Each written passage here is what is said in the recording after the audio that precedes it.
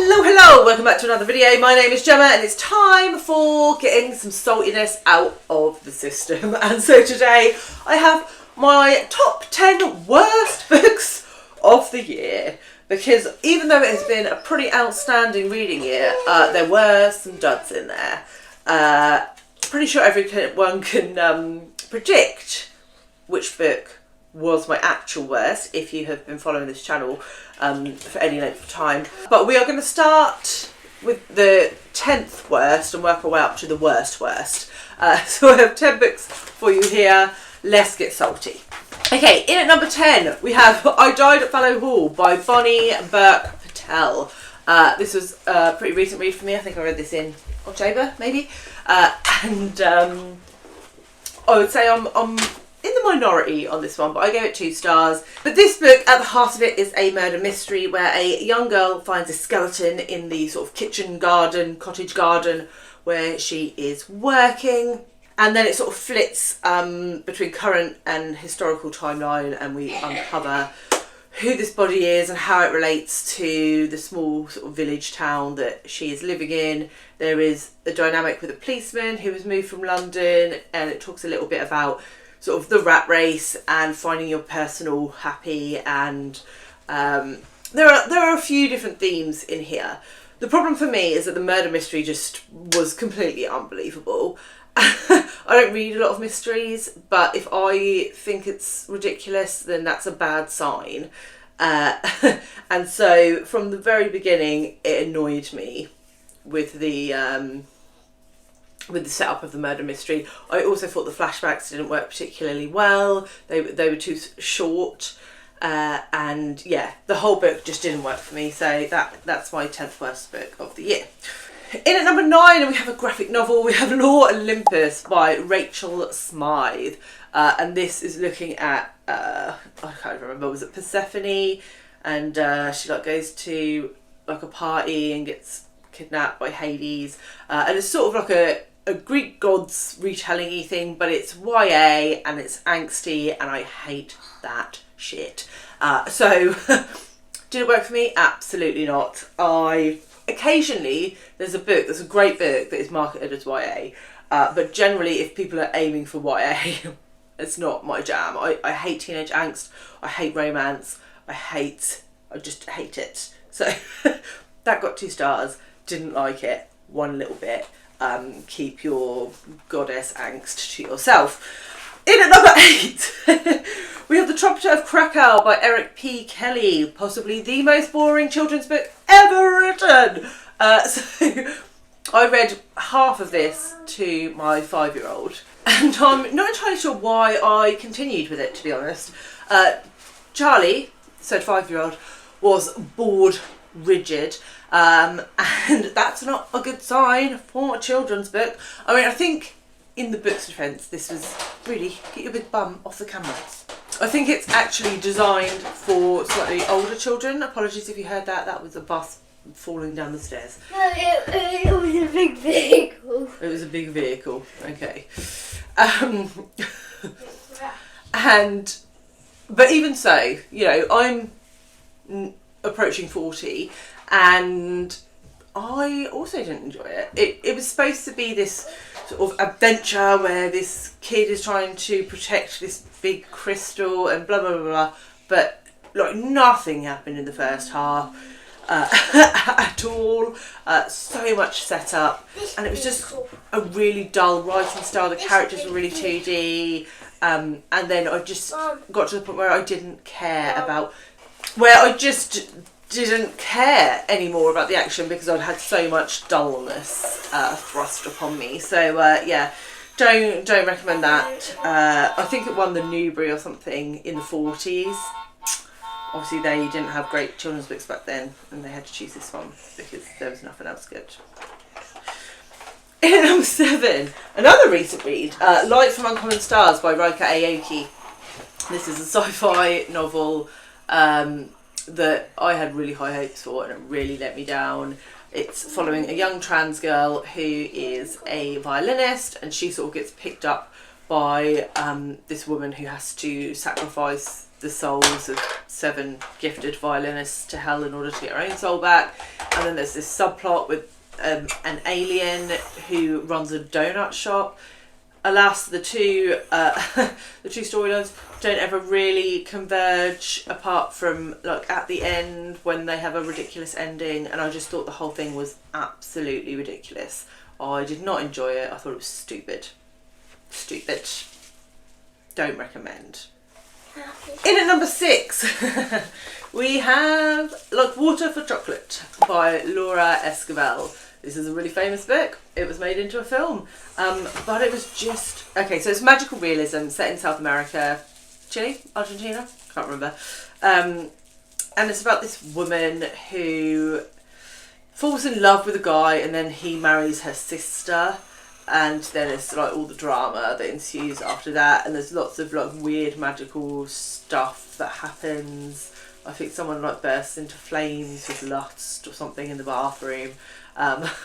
It's all very bizarre, way too bizarre for me, and it had the insta love trope with this girl and this boy right at the beginning, and apparently that then, because she looked at him once, that meant that she was going to love him with all her heart forever, even though they've barely had a conversation.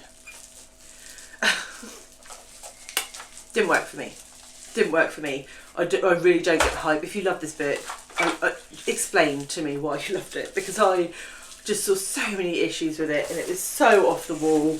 I just couldn't. No, absolutely not. No. Then in at 5th position we have a classic, so this might stir some people up a bit, but Siddhartha by Herman Hesse. The story of a young boy who basically goes off to follow like a religious path, leaves his family behind and becomes this sort of like top chap in this religious sect. And okay, so let's start with the fact that I am not religious, so sometimes I find some of that sort of stuff a little bit preachy, and I did feel that in this.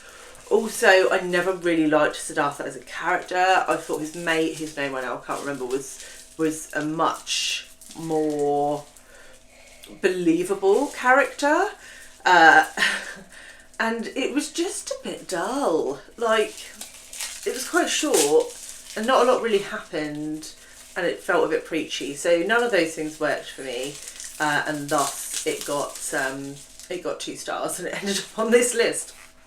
Okay, 4th, and we're still in 2-star territory. We have Work-Life Balance by Wayne Rhee and Benjamin Chee. This is a graphic novel, and it looks at creatures from sort of Southeast Asian mythology, and they're sort of working in this place and sort of trying to take over the world.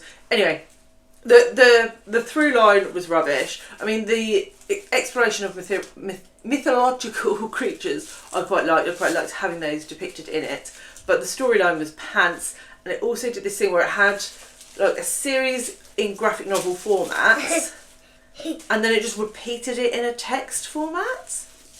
And it's like, well, you've just told me that already. Why are you repeating the exact same thing?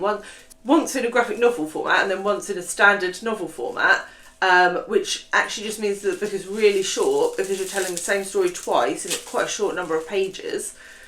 So no, and I didn't really like the art style either, actually, to be fair.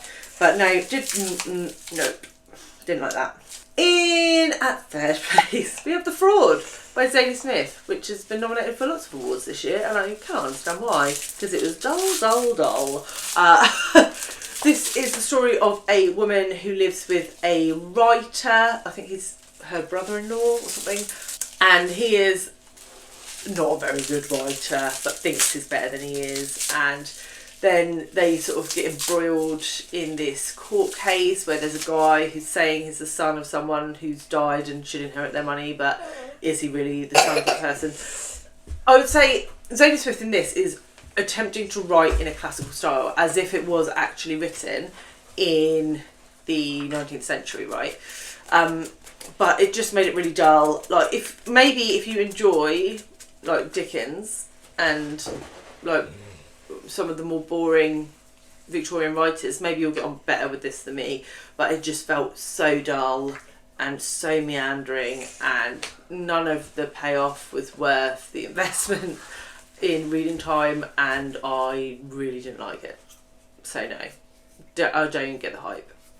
Okay, now we get to the really salty section of the video, and we move to a 1.5 star book. And oh man, I really dislike this, and I'm not sure whether I've done a review for it or not yet, because it's one of my 40 books before 40. But it's This One Sky Day by Leonie Ross, also known as Papa Show in the States, I believe. This was nominated for the Women's Prize a few years ago. Okay, so magical realism is clearly not my jam, right? And this is set on this like fantastical archipelago called Papa Show. Everyone has like a specific kind of magic. Like, there's one guy that his magic is to be able to cook like the best meal of a person's life, and some people can heal things and whatever. They've all got these little powers, and it all takes place on one day, apparently. And really the crux of the story is everyone's labia falls out. All the women's labias just fall out, and then we work out what happens from there. Like, no, absolutely not. That is not a concept that works for me. I actually feel like I have a little bit of PTSD from the word pum pum, which was used to describe said labias multiple times through the book. Yeah, people lost them, people swapped them, people just shoved them back in. No. Too much talk of like bodies and bodily fluids for my liking. I really detested this book. I thought it was awful. One of the worst books of all time. Only to be succeeded by my #1 worst book of the year, and the #1 worst book of my life, in fact. And that book, of course, is Ulysses by James Joyce. So this is clearly a book for academics, okay? Like, very few people who are not literary academics, I would say, are gonna enjoy any aspect of this book. Joyce is trying to talk in a stream of conscious narrative, which starts off not so bad. The first like 3 episodes, because it's split into episodes, are fine. A little challenging, but fine. And then it just goes into absolute gobbledygook. Like, complete insanity in a book for like 800 pages. I cannot describe to you how much I didn't understand any of this, because it just talks in gobbledygook. Like, the sentences don't make sense. They don't make sense. Like, there's stuff going on, and then it switches direction and something else is happening, but you don't know who's talking or who's where and what's happening, and then we're somewhere else, and then something else, and then he's just thinking about tea, and then he's like, oh, maybe I'll go to the toilet now, and it's just, oh no.